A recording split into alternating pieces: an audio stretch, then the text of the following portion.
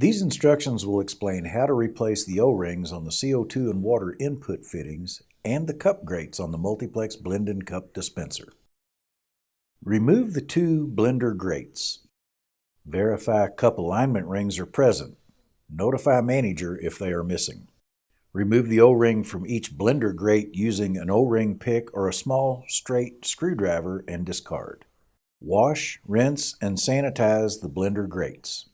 Thoroughly dry tip of each blender grate before installing the new O-ring. Coat the new O-rings with food-grade lubricant and install over the tip of each blender grate. Reinstall both blender grates. Disconnect the water and CO2 supply lines located at the rear of the unit. Remove and replace the O-rings on both the water and CO2 male connections.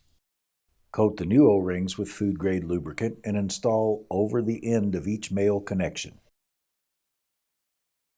Connect the water and CO2 supply lines. Push the unit back into place.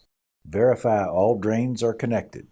Make several drinks with the manager present to confirm operation. For further assistance, call Multiplex Technical Support at 1-844-724-2273.